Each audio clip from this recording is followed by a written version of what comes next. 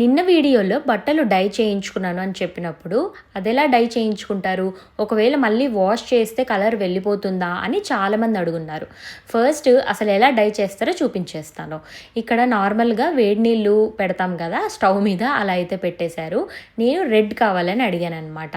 So red కోసము వారు multiple colours అన్నీ మిక్స్ చేసుకొని ఇట్లా రెడ్ కలర్కి తీసుకొచ్చాక మనం తీసుకెళ్ళిన ఫ్యాబ్రిక్ని ఇలా ముంచేసి 2 to 3 minutes ఇలానే చేస్తూ ఉంటారు. ఇదే ప్రాసెస్.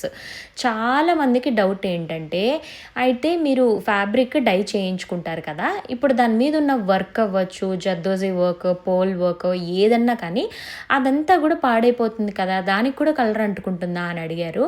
అస్సలు దానికి ఏమీ కలర్ అంటుకోదు. ఏదైతే మనకి ఇక్కడ వైట్గా కనిపిస్తుందో క్రీమ్ కలర్లో అది మాత్రమే డై అవుతుంది అనమాట. ఇక్కడ చూసారా, ఇదే నేను డై చేయించుకున్న డ్రెస్. మీకు ఫుల్ వీడియో అసలు నేను ఏం డ్రెస్ కుట్టించుకున్నానని చెప్పేసి నేను అప్కమింగ్ వీడియోస్లో అయితే పెడతాను ఖచ్చితంగా. సో మరి ఇదంతా ఎక్కడ చేశానంటే ఢిల్లీలో. మేము ఢిల్లీలో ఉంటామని మీ అందరికీ తెలుసు కదా, మంగోల్పూరి అని చెప్పేసి చాలా పెద్ద మార్కెట్. మరి ఇలాంటి ఇంట్రెస్టింగ్ బ్లాగ్స్ కోసం మన ఛానల్ని లైక్ చేసి సబ్స్క్రైబ్ చేసుకోండి. బాయ్.